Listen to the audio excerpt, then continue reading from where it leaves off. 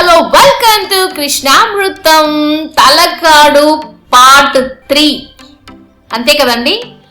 Part 1లో Vaidyanatha ఆలయం చూసాము, part 2లో పాతాళేశ్వర ఆలయం చూసాము. ఇప్పుడు మనం చూడబోతున్నాం మరళేశ్వర ఆలయము. మరళేశ్వర ఆలయానికి వెళ్ళేటప్పుడు ఆన్ ది వేలో ఒక అద్భుతాన్ని అయితే చూసాము. ఆ అద్భుతాన్ని మీకు కూడా చూపించేస్తాను. మరెందుకు ఆలస్యం, చూసేయండి.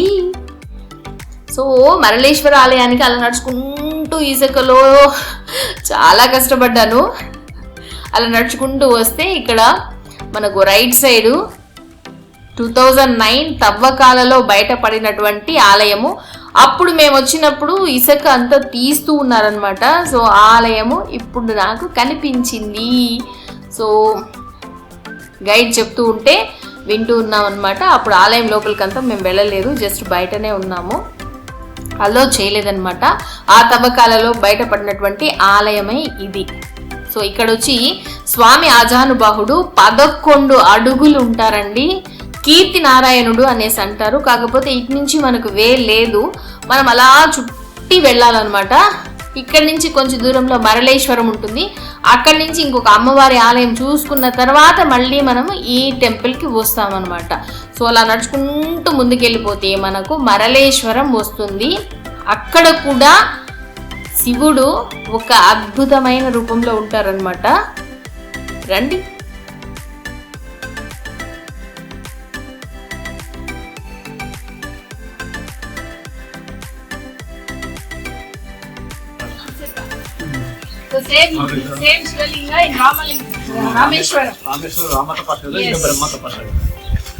పాతాళేశ్వరుని చూసేసిన తర్వాత ఇక్కడ మరళేశ్వరంకి వచ్చాము. బై వాక్ మొత్తం ఇసుకే ఉంది, చుట్టూ అడవి.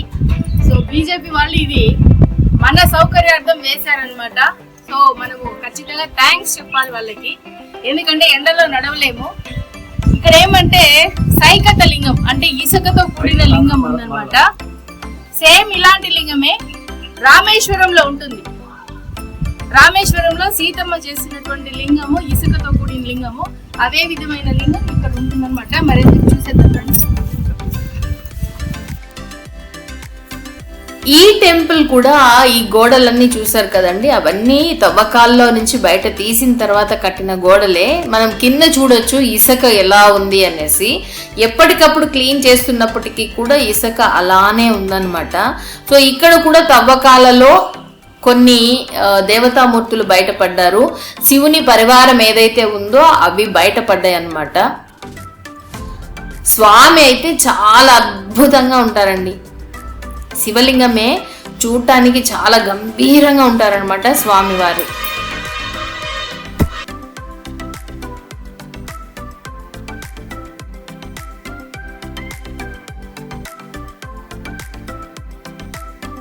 ఇక్కడ వీళ్ళంతా శివ పరివారం అంట.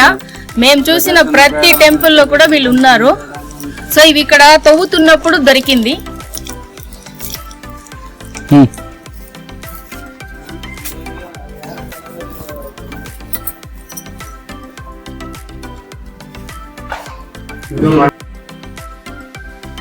స్వామివారి ఎంత గంభీరంగా సాక్షాత్తు రామేశ్వరంలో ఎలా ఉందో అలా ఉందండి విగ్రహం అయితే.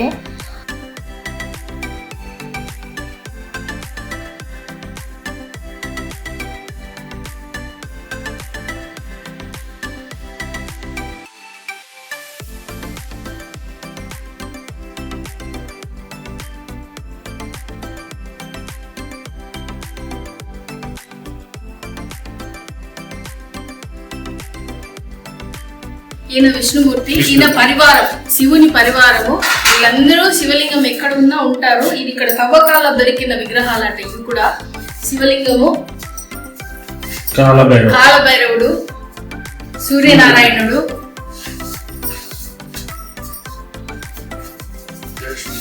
లక్ష్మి, సుబ్రహ్మణ్య స్వామి, నాగదేవతలు, వినాయకుడు.